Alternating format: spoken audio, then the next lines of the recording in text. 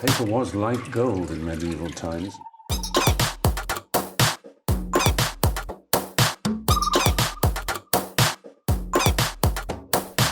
Oh, not tobacco, sugar. That everything we thought we knew about the world might turn out to be completely wrong.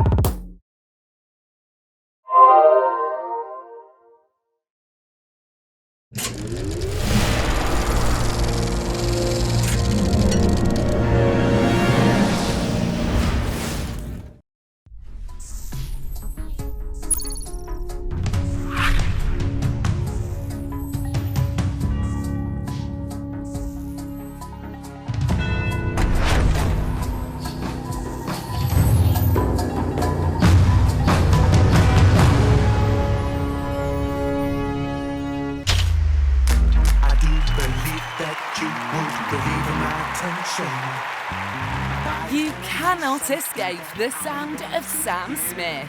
The British singer-songwriter with the unforgettable voice has taken the music world by storm. Happy people know who I am. Last year when I was here, no one knew who I was, so it's nice. With his armload of trophies, he crushed all competition and became the king of the 2015 Grammys. This is really awkward holding these. Samuel Frederick Smith was predestined for success. There was a buzz about him within the music industry long before he was unveiled as a solo artist.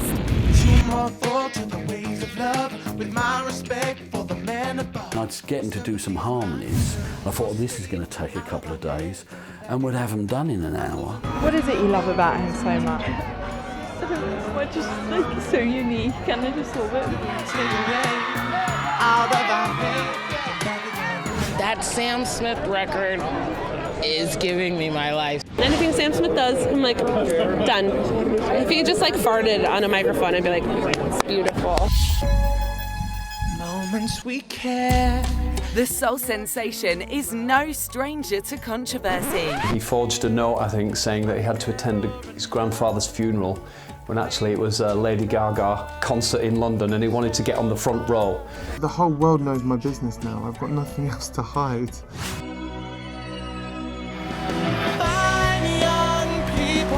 As his critically acclaimed debut album, In the Lonely Hour, continues to ride a tidal wave of chart victory on both sides of the Atlantic, Sam Smith's commercial success seems unstoppable. Things are incredible. The ups and downs are pretty intense, but when they're good, I'm the happiest I've ever been.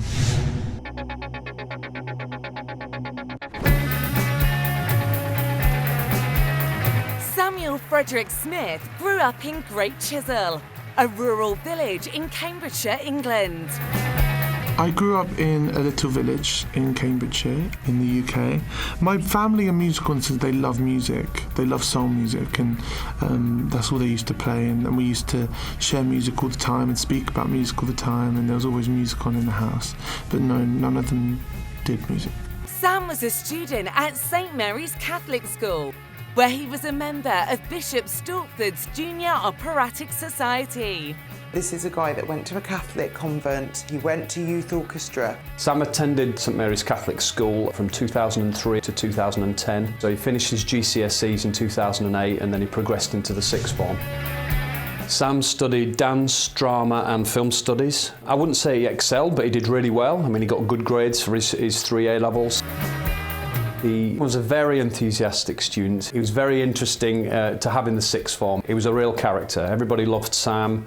I wouldn't necessarily describe him as a model pupil, but he worked hard, met most of his deadlines and did most of his homework. I mean, he did skip a couple of classes once. We found out that Sam had been to a concert and he'd lied, so unfortunately I had to reprimand him and I didn't give him a detention. We put him in what's called the inclusion unit, which is an isolation where we have a member of staff in there and the students have to work in there for a couple of days and they have to reflect on their misdemeanors. Sam had to fill out like a reflection about, you know, was he right to do this? And he said no, he made a mistake in doing it, you know, and what did he need to think about while he was in the inclusion unit, and You know, he said, I'm a good kid, I don't really need to reflect on anything. So reflecting on his mistake, but I think looking back now, been quite happy to give him permission to go to the Lady Gaga concert. The young singer strengthened his vocal skills in the Cantate Youth Choir and later joined the Youth Music Theatre UK. He was always interested in music. We have a common room in the sixth form and Sam was always playing music in the common room from his iPod, and you could tell he had a passion for music but really not studying music formally.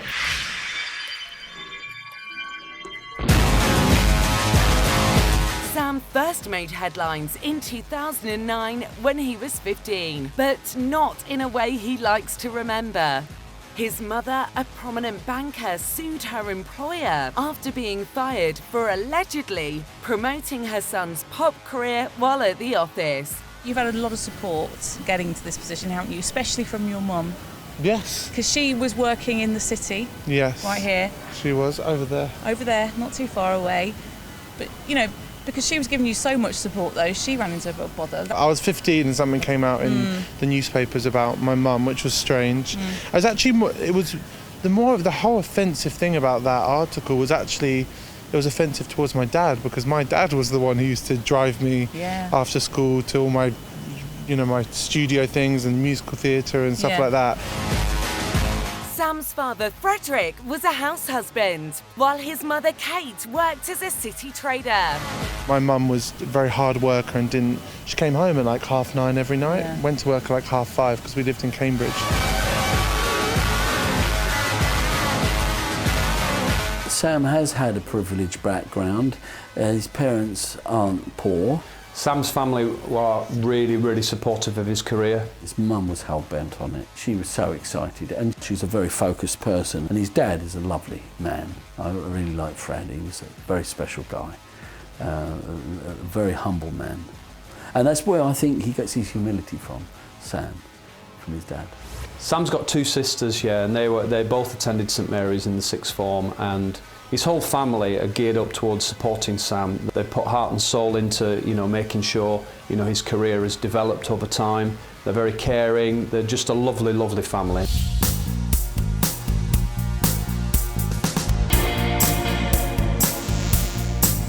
Smith knew from an early age that he wanted to pursue a career in music. When I turned probably about 10 years old, I knew exactly that's what I wanted to do. As soon as my first singing teacher told me, her name was Janet Eden, and she told me that I was good at this, I thought, wow, I'm good at something, so I just ran with it. His parents asked if they could bring their little boy to see me, and I said, I'm not really a teacher, but I'll give it a go. You know, I'm an artist, not a teacher. And so he came and sang Fly Me to the Moon, and I was like, okay, that's a good voice. And his dad went, what do you think, Joe? We think he's got quite a good voice. And I went, I think he's extraordinary. I've never taught a kid before, so I don't really have anything to compare it to, but I think he's extraordinary. They did a programme on his piano teacher as being his major vocal coach, which got up my nose a little bit, because that's not exactly true. Often my daughter was running around, sort of screaming and making a noise, so it was often chaotic, but it was fun. We were more like singing friends than teacher-pupil. He was very prolific. He wanted to sing lots and lots of different songs, different styles, jazz, blues, musical theatre. My job was to witness and say, do you notice that? Did you see how that was? Yeah, and we sort of share and appreciate together. So, and I still feel like I'm kind of doing that in a way, witnessing this extraordinary, rise. The aspiring singer took part in talent competitions at school. There's a talent show every year for the students, and Sam, he got up to sing, and it was probably a Whitney Houston number or something like that, and a student went on after him and drank in one go 2 litres of Coke. And it went to the audience for who was the winner of the contest, and the boy who drank the Coke won the contest. So quite amazing that Sam was beaten in a talent show by someone who downed 2 litres of Coke in one go.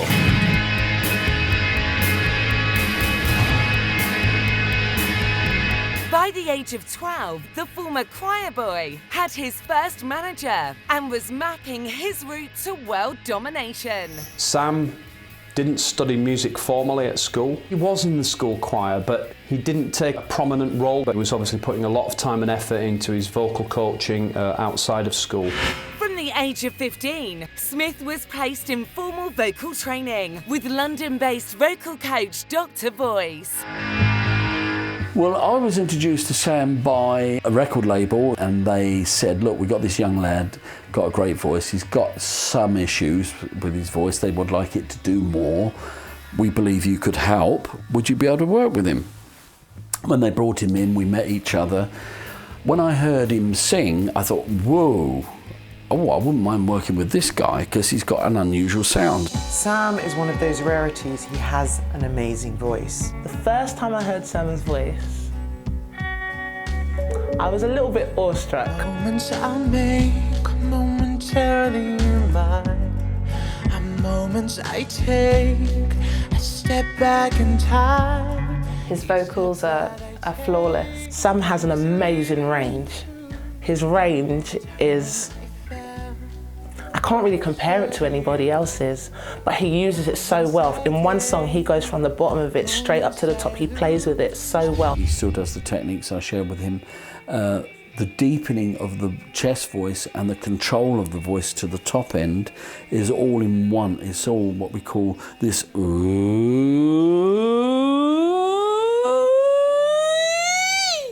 So when your voice can do that, you've got a join. You can go down and at the top as well, and there's a freedom in that. You're not trying or pushing. And so I can hear he's sort of mastered that, and he's doing a good job.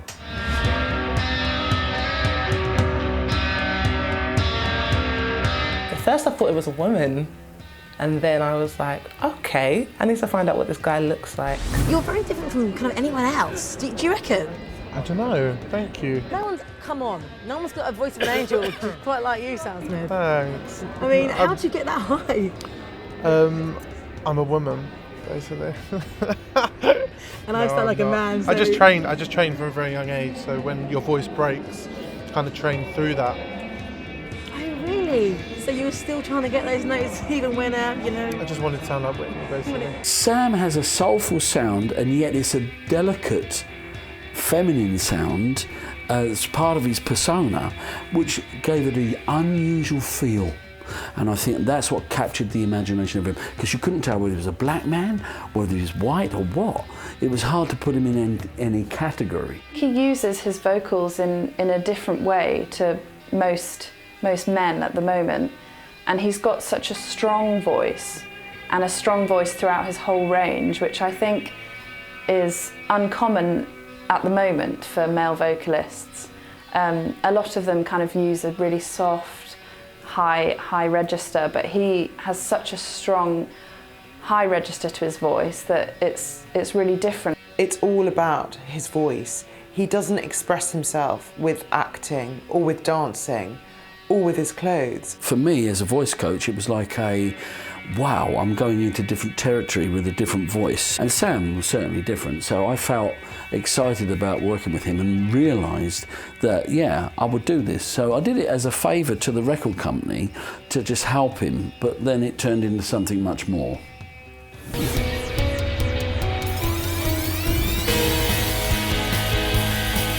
Sam's formative years were spent pursuing fame, but it eluded him.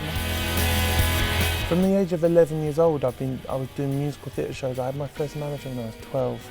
I've had 9 managers now in total. At the age of 21, I recorded an album when I was 15, every day after school when I was doing my GCSEs. When you've been practicing, working and spending time from a very young age in theatre, singing, moving around, wanting to perform, having managers around you, having all that going on around you, and the belief of parents saying, "Lord, you're going to be something," it's going to be programmed into him that, yeah, I can do this. This is what I'm destined for. The toughest part of me getting into the industry was finding the right management. I went through a lot of managers and a lot of upset and a lot of letdowns and a lot of false promises as well. He did have a few interruptions in his relationship with management and things. Occasionally he would share a few things with me and we would talk through stuff, but he seemed to be very much in control of himself, you know, at such a young age. He is very much in charge of the artist that he wants to be. He felt his songs, what he wanted to do, was what's going to make him expand as an artist. The problem was I wasn't writing music, and I got involved with people that weren't actually proper managers. The music industry is a very, very small place, especially in the UK. In the US it's a bit bigger, but in the UK the music industry is tiny and everyone knows everyone. And I was getting involved with managers that were on the outskirts of the music industry. They weren't actually in it. I don't think it is typical, the amount of managers and the messing around that he had with so many managers. I think this would have caused quite a lot of frustration, especially from his family's point of view as well. I just think that Sam needed the right backing and then the right break in his career. It was tough. I don't think it was all easy for Sam. I don't think it was a big breeze. Okay, privileged background, privileged family, money that was there. But I do feel that, you know, the disappointments, one after the other. And just going back over it now, thinking the 7 tracks he did with me, all the hours we spent together, you know, and just to see that come to nothing. I was 15 years old, and every day after school I'd be going to studios and recording stuff and working on projects. And every day after school they'd be promising me unbelievable things, like, you're going to be working with this person next week. And then next week will come and that wouldn't happen. They'd say, you're going to be signed next week. Next week will come, and it wouldn't happen. And I'd be, as a 15-year-old boy, I'd be going back to school telling my friends this. And I just looked like a complete idiot in front of all my friends at the time. And that crushed me a lot, actually, as a kid. That made me, it just felt like a hustle from a very young age. It felt like a proper hustle to just find the right people and the right team. This would have all culminated in his being a big disappointing experience being in this music industry. This is the coal, if you like, that is crushed and crushed that has made the diamond. You know, no one gets anywhere without being crushed. No one becomes a diamond without there having been some adversity or some difficult thing that you go through. A clever girl once told me, well, she's a bit stupid because we're not friends anymore. She was awful to me, but she did say one thing that was very clever. She said, once you get the right management, you will get a record deal. You will get a publishing deal. You will get all, if you're truly good at what you do, all of these things will fall into place once you find the right manager. And I found the right manager, which is great, so thank you for that.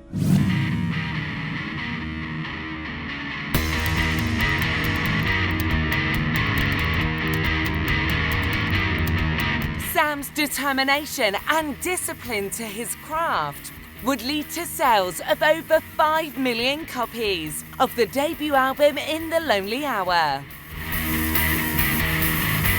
I did hear from Sam after he parted the company with the last management. He came back to me and said, look, I know I haven't spoken to you for a while, Doc, you know, can we get together and have some lessons? I always sensed there was something unique and different about him, and therefore I wanted to back that. Lots of staff felt as though Sam was destined for stardom, and when I heard him sing for the first time, I realised that, you know, there was something special about this kid. Unique voice, unique personality, disciplined to his art and his writing, knew what he wanted. He had all the ingredients. Sam Smith's songs, they're quite challenging to sing.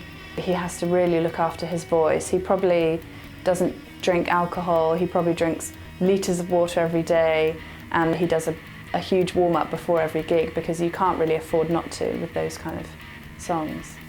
He'd ask all these, you know, questions, which he was very careful about what he was doing with his voice. We send texts to each other. Do I have to do six times? Can I do it 3 times? Can I drink as well or not? I said to him, no. I said to him no about drinking, and because I know alcohol can affect the vocal cords in not a very positive way, and it can affect your breathing, where therefore you can be out of breath when you're singing.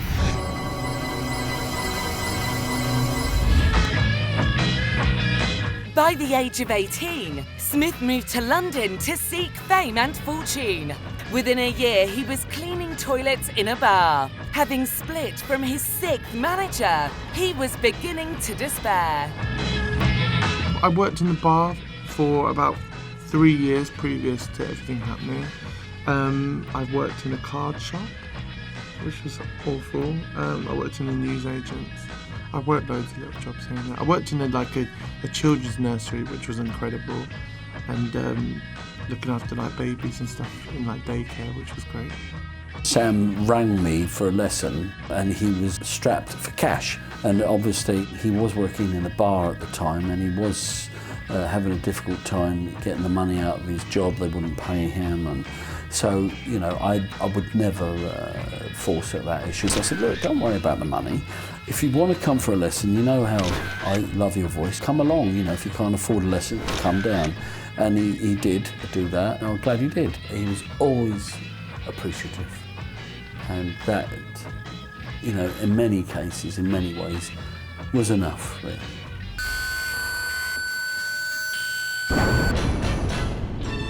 Things would begin to click for Sam when he began writing his own music. I really hit my stride as a songwriter and as a singer and as an artist when I'm speaking about something truly honest and truly, and when I'm speaking about my insecurities at the time. That's when my music is the best, and that doesn't happen every day. We wrote these songs together, and you know, quite a few of them I just think were extraordinary for that age. He first became comfortable with himself when he started to be himself, and that's when he was accepted into the industry. I saw him shine when he played me a track on the piano, this Sailor song, and I saw that. I thought, wow, hang on, he wants to do this in a different way, and he's got his own thing here. To be a good lyricist, you have to just be able to tell a story, and people can connect with that story. And I think most of his songs are that, and they're a situation that everybody's been through and everybody can relate to. If I'm honest, I find a little kind of goes a long way. It really affects me. I really feel it. I really feel the emotion behind his singing, and I don't feel upbeat when I listen to Sam's music. People could take this really wrongly when I speak about it, and I don't want them to, but you know, when I wrote my record, I truly wrote it as it was a selfish record. It was me saying, I am lonely, I'm going through this, and I need to talk about it to make me okay. When I was writing my album, I was only thinking about myself. I was, because I was in so much agony and pain. And so I'm still trying to come to terms right now with the fact that it's not about me anymore, and about how these songs, I've overcome all this stuff, and these songs are starting to affect people in really massive, deep ways. He's written songs that people can relate to, and what's brilliant is that he's written songs about being a gay man falling in love with another man, yet millions of people relating to them, which is great. His songs are simple, but really effective. The songs that he's written are about personal experiences, because I don't think it's possible to exude that amount of emotion without it actually having happened to you. Fine young people can still be careless, and time keeps drawing while you're still jealous, but life means nothing while you're this headless. No time won't wait for no man to calm down.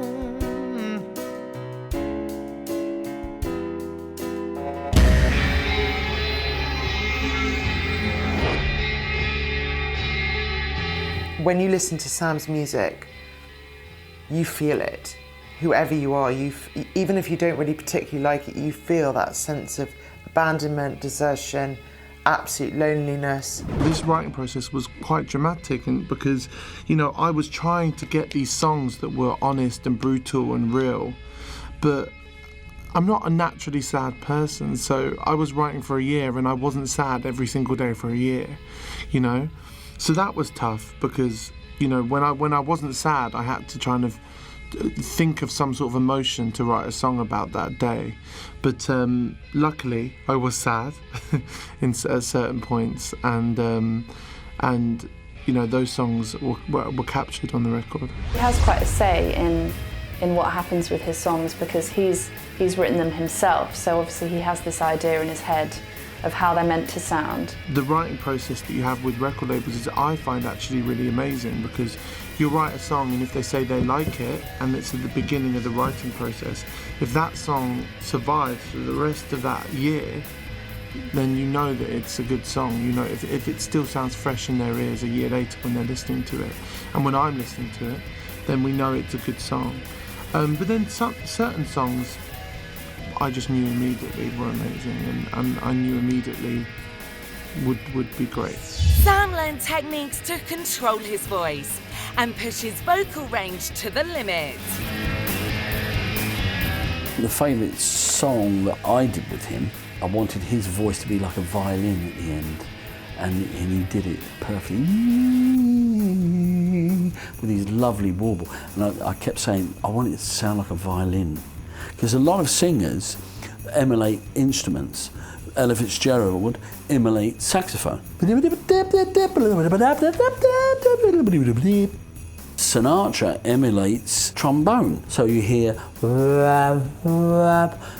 Sinatra go, and I know you. That lazy feel is just like a trombone. So Sam, I always tried to impart on him, sound like a violin in this track, All This Matters, towards the end, be like a violin. And he did it, and he just sounded, and it fills the room, and it feels like a violin's playing. I love that.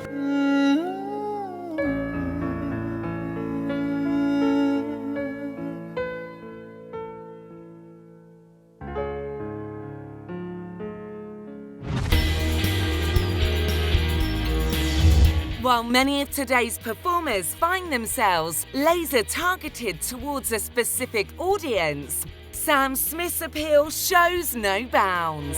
I'm trying to be honest, and as much as I'm trying to be personal, I'm also trying to make. I want the builder down the road to be able to sing it, but then I also want the schoolgirl to be able to sing it. Music is what should be bringing people together.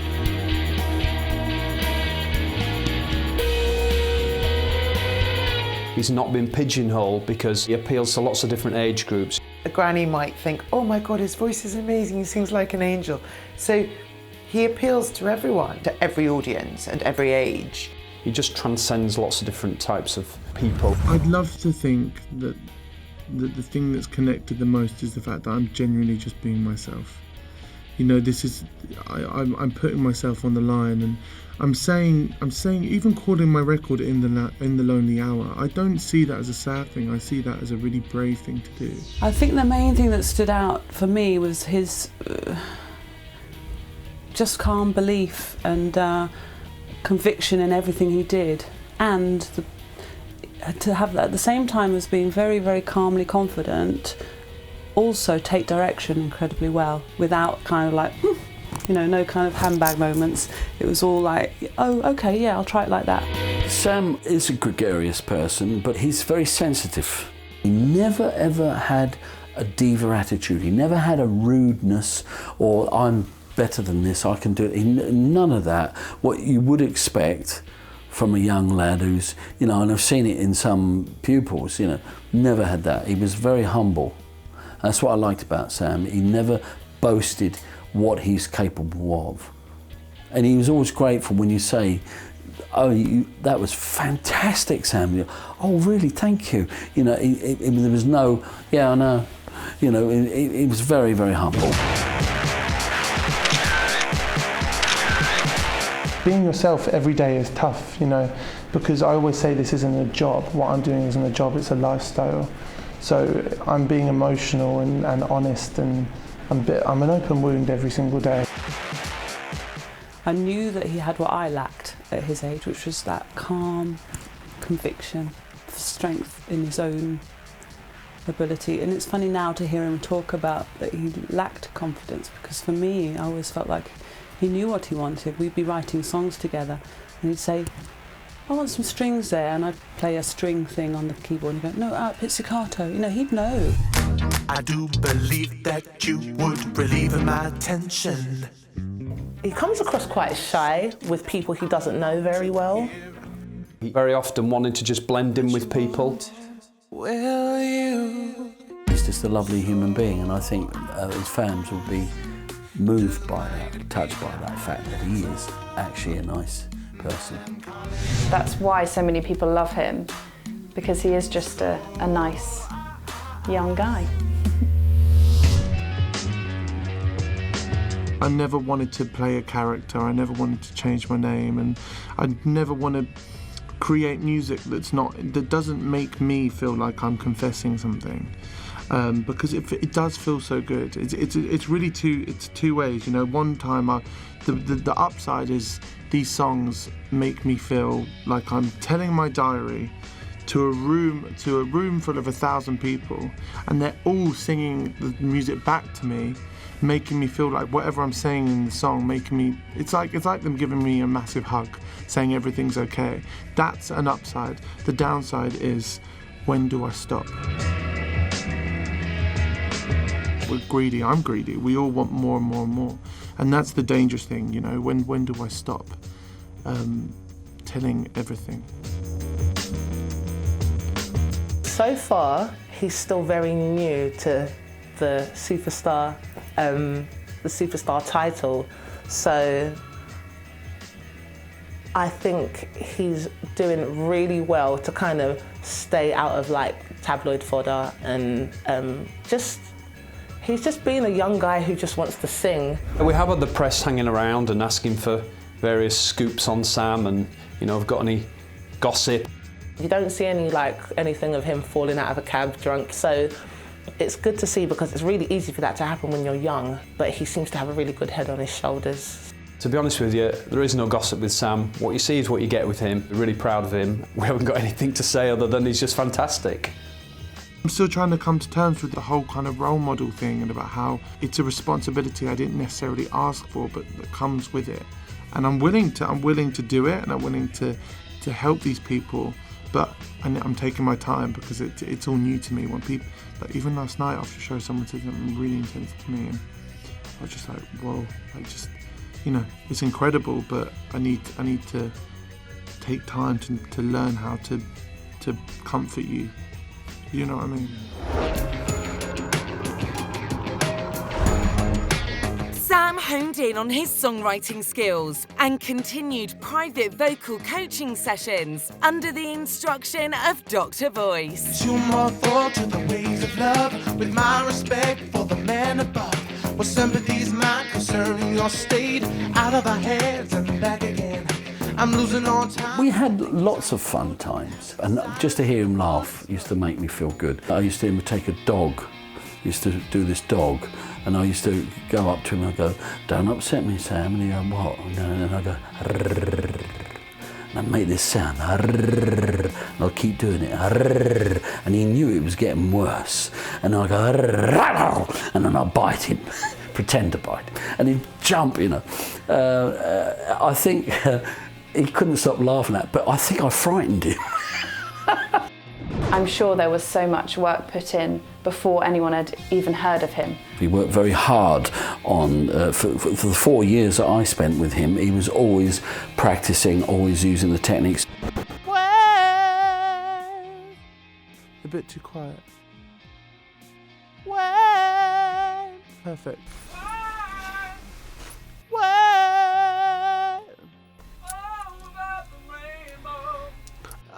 Over the rainbow. Where I go again. Oh crap. We need to go back. The bubble technique, which is the technique, which puts air on the lips and not on the chords, and that enables you to go very high in your voice. If you want to go right at the top end of your voice, yeah, I wanna be the one. You know, it's very easy to do and very, you know, and well, you know that. You know, with his songs, he was able to hit these notes with ease. But if you don't do those techniques, you won't be able to get those notes. He does a huge warm-up before every gig because you can't really afford not to with those kind of songs. He had his own private dressing room, so I didn't really see any of his preparations or anything. It would have been nice to, though. The good technique is very powerful, and that brings out chest voice and power, which is what I did with Sam. I'm not standing up saying, oh, you should be taking note of what I've done. That's wrong. You don't see people like Stephen Hawkins's maths teacher standing up saying, I taught him everything he knows. Hello? You know, no, it's not like that. But when you back a horse, it's nice to know that you were a part of a team that did it.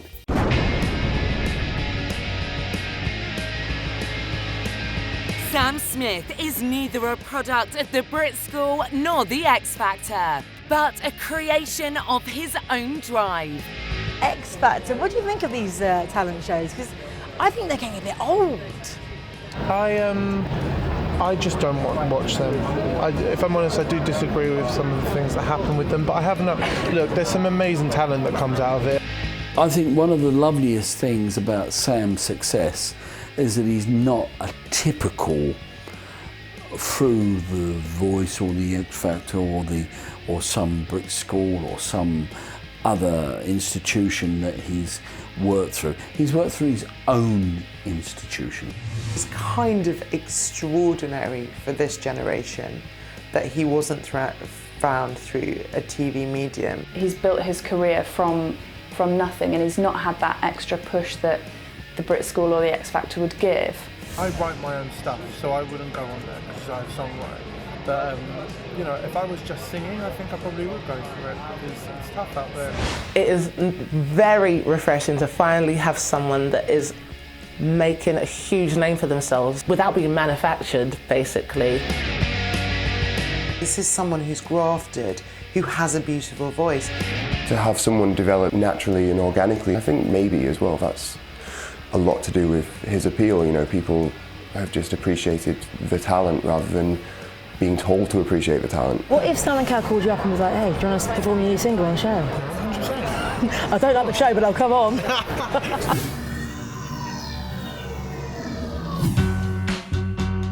As a teenager, Sam gravitated towards the music of Beyoncé and singing legends Whitney Houston and Mariah Carey.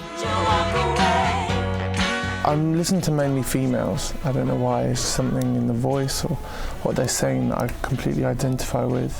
I have Britney Spears on my iPod, but I also have Joni Mitchell. I have Stevie Wonder, then I have Robin. I have Jason Derulo, but then I also have Grimes, and there's all different types. I love all different types of music.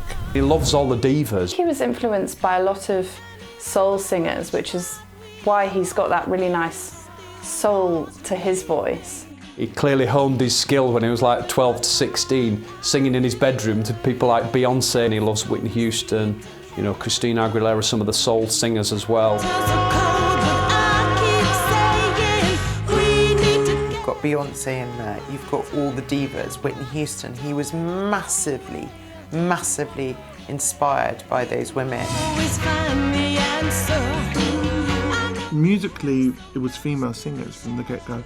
I went through a weird stage. It started off with just singers, like Whitney Houston.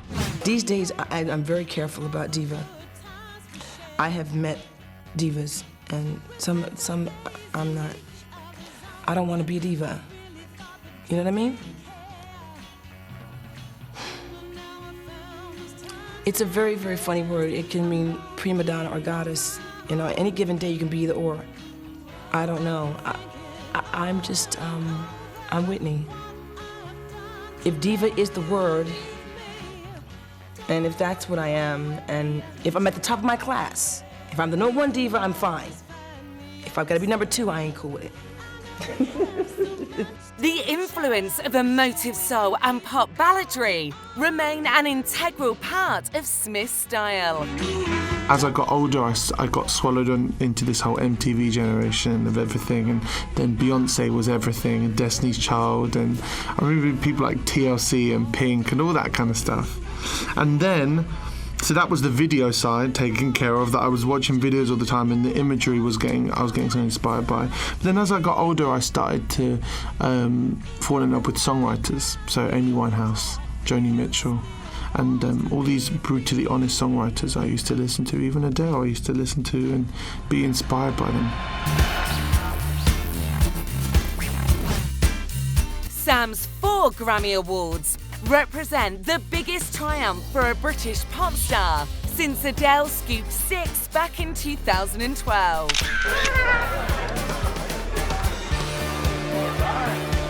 I can't wear my heels, I've got granny pants. Comparisons between the two are never far away, partly due to stratospheric record sales, brooding lyrics and a shared vocal talent.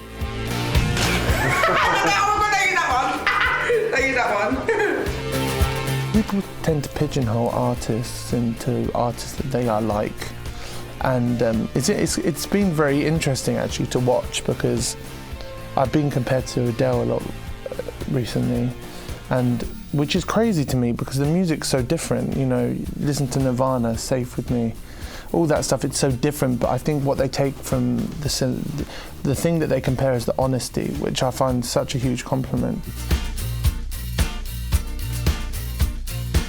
Both artists defied the size zero, cut and paste pop star stereotype. But most importantly, the voice is paramount. There are no gimmicks, but plenty of soul. We had Adele, and Adele did her thing. Like, she broke so many barriers. They've had a sort of a similar career, and maybe that's why people compare them. People see this British singer who's soulful, who's passionate, who can make grown men, you know, drop to their knees in tears kind of thing. And, you know, Adele did the same thing. To be compared to the biggest singer in the world is the most amazing thing. I think we're very, very different, but, well, first of all, I'm a guy, but the thing that I'd like to take from it is that the similarities are our honesty in music. And it's a shame that there's only a few people doing that in the industry, but it's amazing to be compared to her.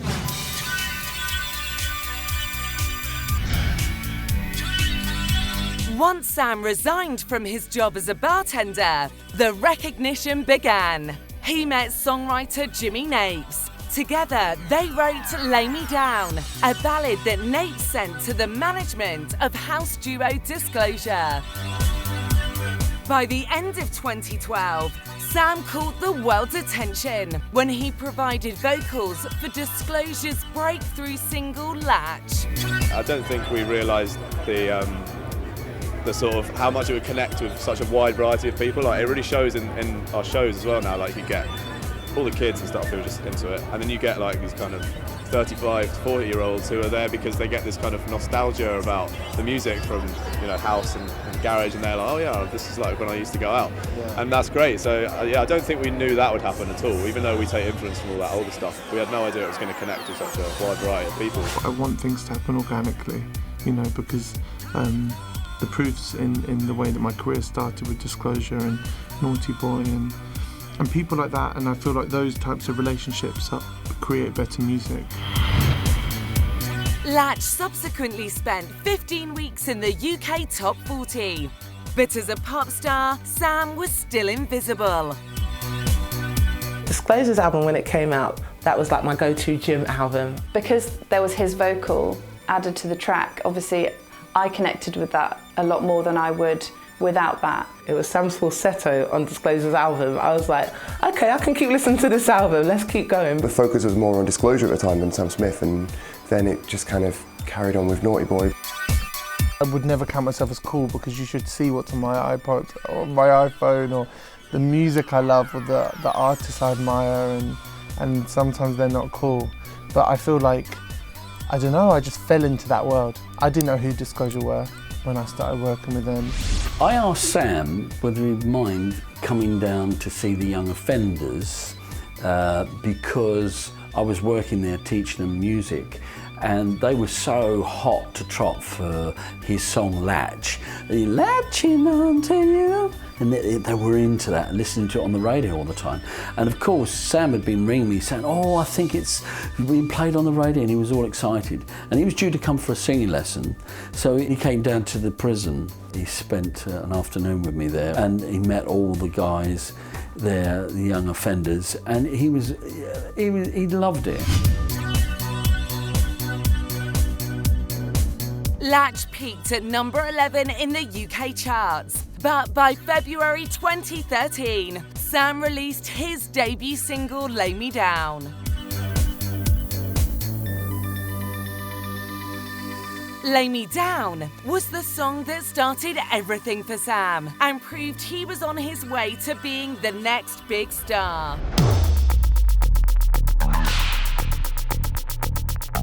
While it was clear that someone with a great voice had arrived on the scene, there were no inklings that this would instantly lead to a successful international solo career. I feel like I'm coming for a reason in a way, but, and I'm not just a fan watching, but it's I'm still going to be a fan watching everyone at the same time.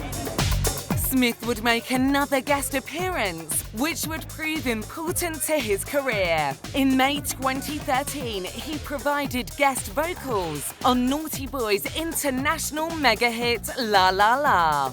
La La La, first time I heard that on the radio was really special. I mean, you could just tell it was Sam. He's got his soul, and then he can jump on a dance track like that, like it's nothing. Then when it went to number 1, it was like, wow.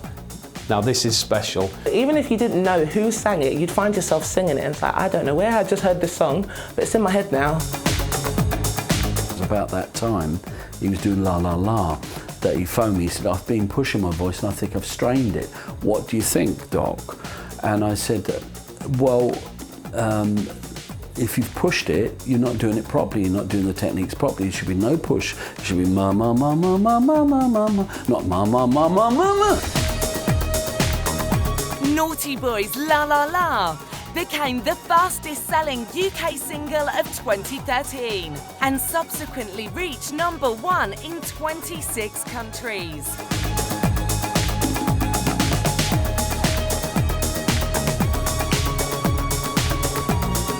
I did hear about Naughty Boy actually being able to start himself off by going on Deal or No Deal, and he won £70,000 and he used that to like kit out a studio, and I know we bought a car. So maybe if it wasn't for the banker, we wouldn't have Sam Smith. If it wasn't for Noel Edmonds. Deal or No Deal? Ah, I've heard of that. Why has no one won £250,000 yet? Well, 2 people have, but we wanted to give the impression that that they hadn't, you know, to keep it going. So we paid them, but never showed the shows. Dare to be different. La La La brought Sam his first number 1, but 2014 would prove to be a monster year. A Brit Critics' Choice Award followed, as did winning the BBC Sound of 2014 poll, which highlights the best emerging artists for the year ahead. The idea was to do a very wide-reaching survey of key tastemakers in the UK market. So journalists, bloggers, DJs, music programmers at television and radio. And it was trying to do, rather than take one small take, it was to get the opinions of a huge number of tastemakers and try and boil that down into an ultimate recommendation list. The notable ones from my point of view are clearly Sam Smith. Again, strongly supported this year already, not as a solo artist, but he's done guest vocals on things like Disclosure, Latch obviously, and he's got a unique voice, distinctive voice, which is always one of the secrets, one of the ingredients you need for success. So I'm strongly backing Sam Smith. It was the point where he got the Critics' Choice Brit that everyone started paying a bit more attention to him. So I was aware of him before that, and I think a lot of people were as kind of this, maybe like a session singer or something, but not kind of as an artist. Pairing up with Disclosure and Naughty Boy added a contemporary edge to Sam Smith. Suddenly, he was relevant. I was absolutely delighted that you were nominated for the Brits Critics' Choice. When you got the phone call, email, text, what happened? How did you feel? It's insane. Like I got told a day earlier, and that award is the one that kind of means a lot to me because I watch it every single year. So who knows? I think I'd be lying if I said that I didn't want to win it, because I do.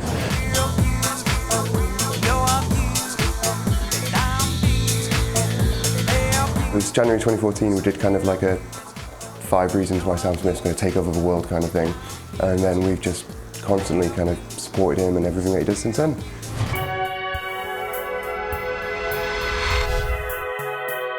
The voice that provided the runaway success for Latch and La La La to crack the charts charmed Capitol Records president Nick Raphael, who signed Sam to the label in 2013. I hate the idea of just relating to one type of person, you know.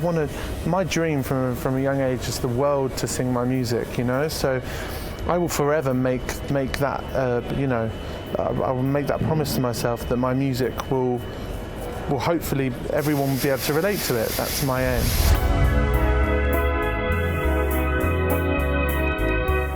We had a thing together where I would say to him, why don't you write down or do a dream board or write out or find a way to focus your attention on how to become one of the greatest singers that's ever come out of Great Britain. What about that? And he, I like that. He took that on board. His dream was to sing with Beyonce, and I said, well, whatever your dreams are, get them out, write them down, because it's potential. You can actually make that happen if you focus on it. If you don't focus on it, there's not as much chance. If you focus on it, you've got more of a chance of it happening. It was unbelievable. That VMA day is a complete blur. I woke up the next morning actually and thought it was a dream. It was crazy. It was crazy. I thought I was going to be more prepared when I met Beyonce, but I wasn't. I was genuinely just a 15-year-old boy freaking out. It was incredible. I managed to keep my cool. I'm good. I'm myself a little bit, but I'm excited. I can't wait, and I'm just like you guys. I'm just watching all these amazing famous people rock up in amazing outfits. It's great. I'm the biggest fan of Beyonce. She's actually personally let me go and watch her sound check earlier. They had to ask her and she said yes, and I went and watched it. It's unbelievable. You're all gonna die. It's unbelievable. Do you know what? That whole day was a massive eye-opener for me, you know. We put people on pedestals and we worship people, but when you actually meet them, they're just human beings. And and that's why I love Beyonce and people like that, because they're truly talented, and that's what you should be worshipping, their talent and what they do and their trade, not the colour of their hair. When you focus on things long enough, hard enough, and have a desire for them, and you work towards it as well, you're working. It's no good saying, I want to be the greatest singer on the planet, and you sit there and do nothing. Well, that's not going to happen. But if you say, I want to be the greatest singer on the planet, and you're going, goog, goog, goog, goog, goog, goog, and you're using your voice, and brrr, you're doing the techniques, you do all these techniques, you've got more of a chance of that happening. So the idea of a dream board is to put you on your side. So you are backing you. You are saying, this is what I want, this is where I'm going, and I'm not coming off it for anything. That's what a dream board is. And Sam's done that. Well done, Sam. Ooh, you've done it. It's just unbelievable to get that recognition from the Grammys is incredible. For me, the Grammys is when they say something that your song is good or your album's good. It means that they're saying that it's a timeless piece of work, which is what I'm trying to do and what I tried to do with my record. And to be in that category is amazing. I can't to see my name next to Beyonce's is just very weird for me. It'll be one of my little fears, like where, you know, imagine having everything you ever dreamt of, 22. You know, that's a big achievement. So, you know, he could stop now and he'll never have to worry about money, but he won't stop because he's doing what he loves.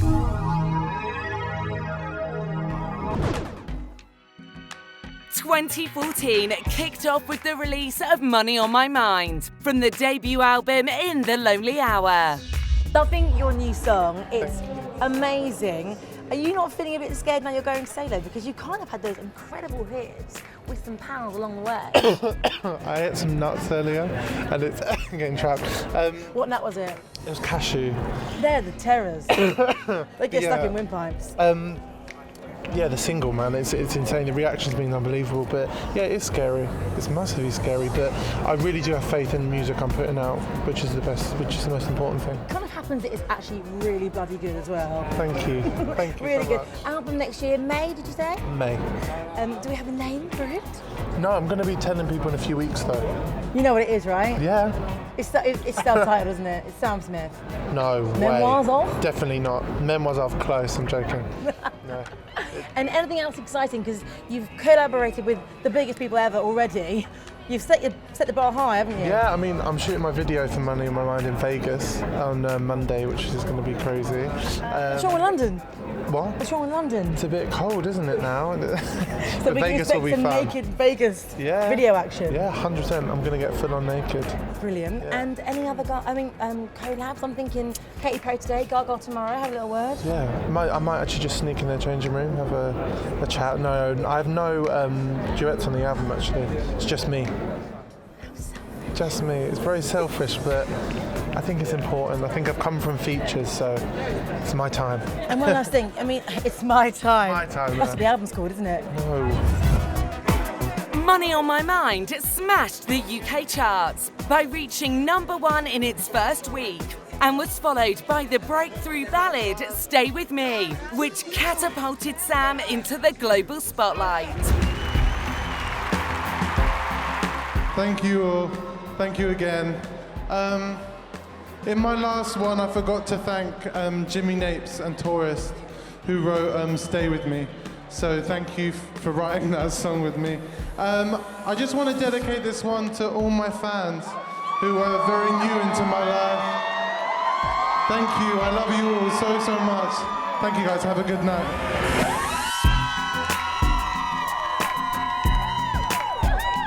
He told me he'd signed a deal with Universal, and he said, I'm so excited, and he disclosed to me what he'd received from them. I said, wow. And that's when I started to think, well, pay me for the lessons.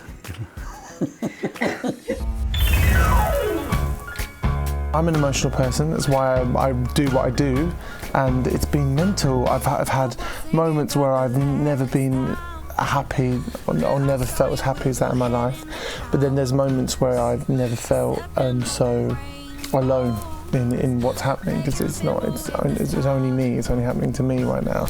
So it's really hard it's hard sometimes, but I'm having the most amazing ride I could ever ask for. Stay With Me sold millions of copies around the world and helped propel Sam's debut album In the Lonely Hour to become one of the best performing titles of 2014. Stay With Me's it was an odd way of writing music actually. We started with the chords. It was me, Jimmy, and a guy called Tourist. And Tourist played the chords, and then me and Jimmy just started writing the melodies together. And I remember I came up with the lyric, I guess it's true I'm not good at a one-night stand. And at first, Jimmy and Tourist were a bit like, we can't use that, because it's a bit too literal, it's a bit too, I guess a bit too honest. Because I really, you're saying a lot in that one sentence, especially as an opening of a song. But I fought for it, and I decided that we had to have it. And as soon as that lyric was put down, everything flowed. Me and Jimmy were just flowing with ideas and lyrics, and we literally wrote it in about an hour. The way the session that I did for Stay With Me kind of came about was I'm part of a performance choir called London Community Gospel Choir. So a few of us kind of got picked out, and we got told that, oh, you're going into the studio with Sam Smith. And literally 2 days later, I was in the studio with Sam Smith.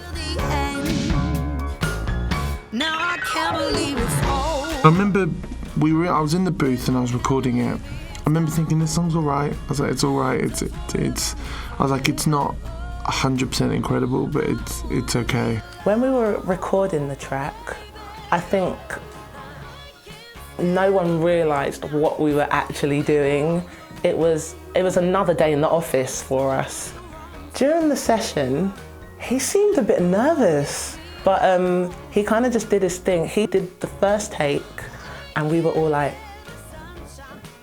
oh my gosh. It was amazing. Jimmy just said to me, he was like, Sam, why don't we try and layer up some vocals on the chorus? And so I went into the studio, which was quite a big room, and I stood around the studio probably about 10, 15 times. Just stood around and I layered up the vocals, and then we played it back in my ears, and I broke down, and suddenly the song came alive. It was so relatable. The lyrics were simple. It was easy to get into your head, but no one anticipated what the track was going to become. And it was that gospel choir in the chorus that it just brought everything together, the meaning of the song, the loneliness of the song. It just sounded perfect and right. And I text my managers and my label immediately after we sent it and said, this is the one. By December 2014, Stay With Me had passed the 1 million sales mark on both sides of the Atlantic. Don't you walk away now. Stay With Me was what led him to conquering the world. The song won a Grammy. It's no surprise that it won Song of the Year. It's no surprise that it won Record of the Year. Thank you so much. Well, I feel like Kate Winslet at the Oscars right now. I've never done one of these. It's amazing.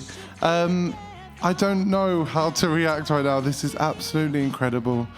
It's a dream come true. I'm the happiest I've ever been in my life.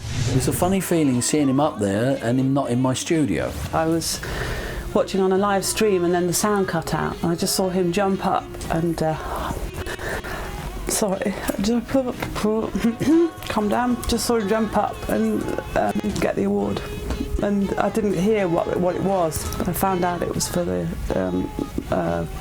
best single, I think. Why does that make you so emotional? Well, just I remember I just had a little picture of his face and the pride, and you know, people like people like Paul McCartney just standing there, you know, applauding him.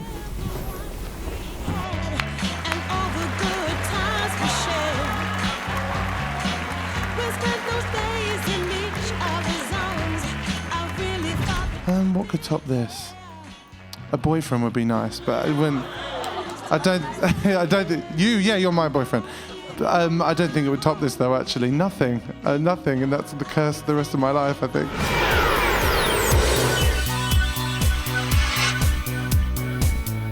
A lot of people would say that you deserve to win big, as you did at the Grammys a couple of weeks ago. Has that all kind of sunk in now? No, you're even saying it now, and I can't believe it. It's amazing, and I haven't got them. They haven't sent them to me yet. Really? Yeah, so when they come, it'll be like the Grammys over again. Oh, I thought they'd given to you on the night. No. Send them in over a month. Have you got little places at Losses in I'm your going to house? use them as like everyday things, like as a doorstop, toothbrush holder, that kind of thing.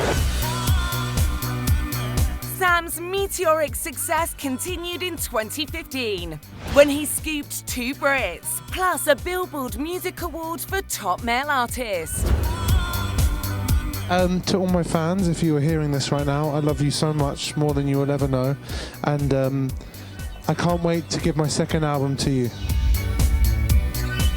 To be honest, I thought Sam was going to get album or male, so it's nice to get both, but you know, Sam got the Global Award, which is kind of the best one, I'd say, because that shows outside of the UK you're smashing it.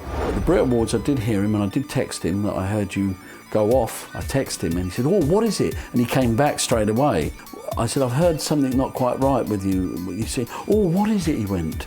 And he wanted to know what it was, and I explained to him, well, you've got to come in and see me. And what happened, he was too breathy and he was going slightly flat. Never heard him do that. And I think that's because of tiredness, travelling. He was, was on a lot of shows, he was rushing around the planet, and you need to rest that voice to be able to have the full command of it. And so not every performance he turns up can be perfect, because it's tough out there. I'm going to America, then Australia and Chicago and the UK in the space of like 6 days. You're going to be tired. Yeah, I'm going to be knackered. But it's great. The more I'm busy, the more I enjoy it. It's when I actually get a chance to sit down and think about things, that's when I start to feel uncomfortable, because I don't really have a life now when it comes to being at home.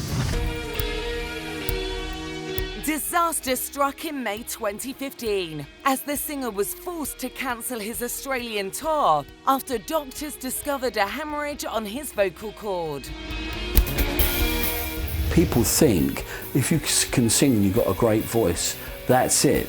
No, that's the house, and it stands up quite nice, but if you don't do the techniques, if you don't do the exercises, that's like the brackets, that's like the nails, the concrete that keeps the house nice and sturdy. And these people have not been practicing their voice properly with the techniques. They just sing the song, it wobbles, and sometimes it falls down the house. I'm worried about my voice today because I've got a few shows coming up. My voice is a bit dry. But other than that, I'm fine, you know. I don't care who you are, I don't care how clever you are or what brilliant singer you are. You cannot hear yourself. You can't see what you're doing. And someone who understands the voice can say, hang on, you're using too much air there, you're going to lose your voice. You're going to do something here, you're going to lose your voice there. People think when you lose your voice, you've got to be quiet or whisper. Whispering is the worst thing for your voice. And I remember sharing that with Sam because he talked very soft. Hello. And he goes soft in that whispery voice of his. And he knows that you've got to keep using the voice. If you don't use it, you lose it. This has happened with Adele. I sent an email to Adele's company and said she will lose her voice in 6 months if she continues to push it like she's doing. Because I could hear that's what she was doing. And they told me, I forget, someone said mind your own business, or they got a vocal coach. 6 months later, she lost her voice and she hasn't sung since.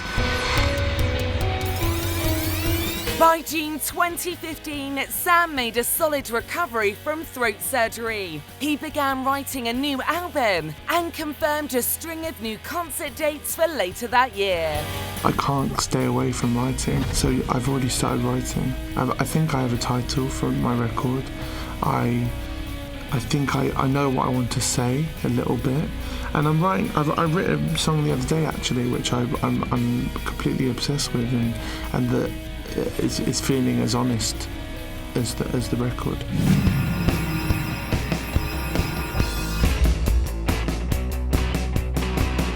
As Sam Smith's career continues to go from strength to strength, his love life provides the inspiration for his music.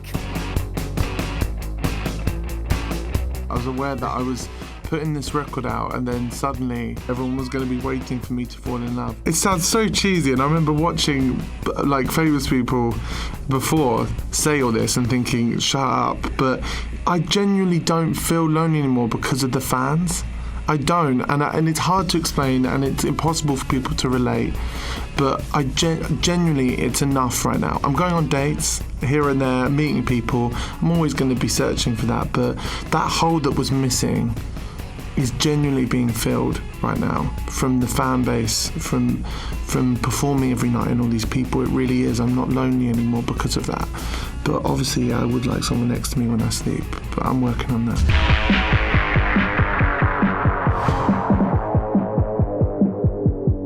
Smith's celebration of same-sex love has been fully accepted in a business that has too often encouraged gay artists to hide behind heterosexual smokescreens. Do you know what I'm proud of the world and the people in the world for the way that they've reacted, because they've hardly reacted, which is exactly what we wanted. He is full of integrity.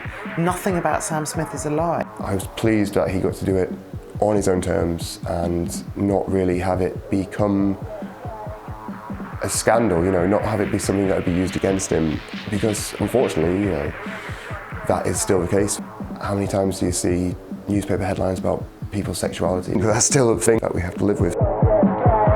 In this day and age, it shouldn't be a problem, but people always like to speculate, and for him that must have been hard. He's spoken about gay issues, you know, he's spoken about gay dating. I don't necessarily think that he's a spokesperson because he's not really, he doesn't have to be. I don't think we necessarily need Sam Smith to be a spokesperson. he's a musician, and I think that's what people should kind of focus on, really. That world is so important to me, and it's so deeply important to me to be a spokesperson, which someone quoted recently that I didn't want to, which is completely false, because I want to, and I want to be, but not just for gay people, for straight people, for lesbians, transsexuals, anyone in the world.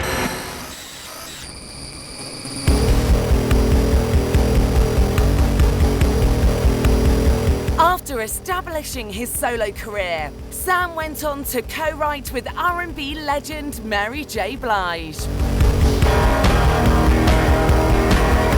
I've written on the Mary J. Blige album, which is great, which was my first ever attempt at doing something like that, which was amazing. I don't know if I can tell you everything, but I can tell you that I went overseas and I recorded an amazing album with Disclosure, wrote with Sam Smith. I embraced the culture. I ate fish and chips every day. I was in the studio at 12 noon every day. We had a good time. I made some good friends. The album is amazing. That's all I can say, and it really is. Mary is an incredible human being, and I meet so many people at the moment, and I meet a lot of current pop stars and a lot of famous people, and they are not half as humble as she is, and she's got 20 more Grammys than they have, and loads, and sold many more records, and she's still so humble and so down to earth and insecure and fragile, and that's what me and her connect with, the fact that me and her both have this human side that we've shown the world, and obviously she's shown it a lot more than I have. Since hitting the big time, the singer-songwriter has undergone something of a transformation. I've definitely seen a style transformation in Sam since he's hit the big time. You know, he's definitely taken his fashion thing, and I'm sure that's a lot to do with his weight loss. He's suddenly thinking, I can be a gay icon, I can be really good looking, and I can wear designer clothes.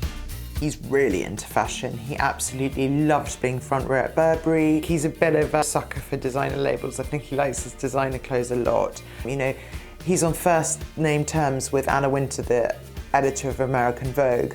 Designers are throwing clothes at him. Burberry are throwing clothes at him. He got sponsored by Calvin Klein for his American tour. That's a huge deal. I think it's so important. I think style and fashion is works so hand in hand with the music. You know, if you're making music that isn't necessarily, I don't know. I try and make my music link with the way I look. I just do. I think it makes it easier for the listener to digest. He's definitely modelled himself on a young Frank Sinatra. You can see that with his hairstyle. It's almost identical. It's very much that Rat Pack look. It's about the sharp suits, the hair. I mean, that little earring's pretty good, isn't it? Yes. Yeah, I mean, he's always pretty sharply dressed. It's really the first time we've seen a pop star advocating that kind of smart look, which is a conservative look, which is really super chic and not about rebelling and not about ripped jeans and tattoos. And it's a different way of expressing yourself, which, let's face it, grannies and mothers would love. He would just look like a Muppet if he was dressed in a cape and was dancing around in kind of cowboy boots or something. It wouldn't work. He loves a bit of makeup, and he's talked openly about it and said, what man doesn't wear makeup now? And he's a gay guy. I don't think he has any problem with makeup.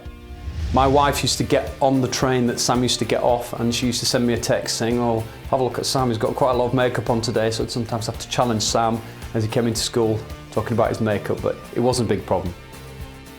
Sam's preferred designers are your classics, your Gucci, your Armani, a little bit of Alexander McQueen, Calvin Klein. He wears a lot of Burberry because Burberry are very, very supportive of the music industry and especially up-and-coming talent. So it works very well that Sam would become a Burberry muse. We might even see Sam in their ad campaigns.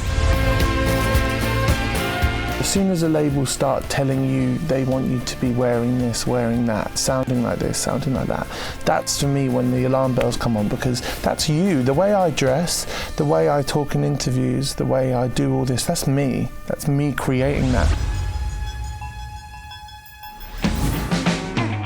Sam's Smith is poised to enjoy a glittering career. He is unquestionably the future of British music. You know, it's odd, like things like, even like the most simple things like Facebook likes. I remember being ecstatic for having 200 Facebook likes.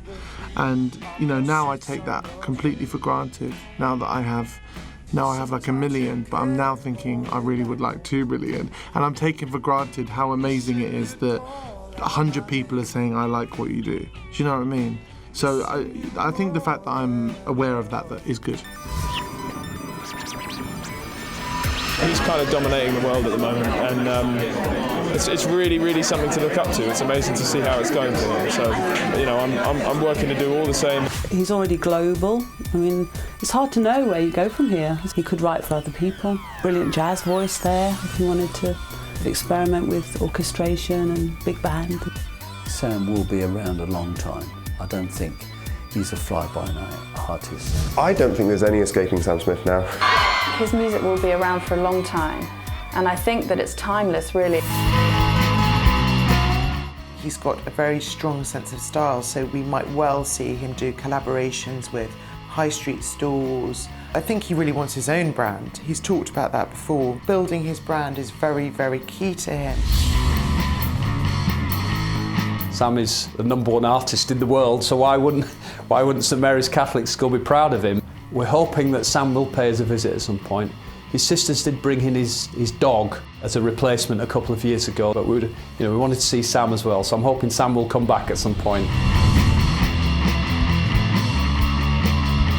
It's my dream to make timeless music. It's my dream to make music that stands the test of time and that everybody can sing.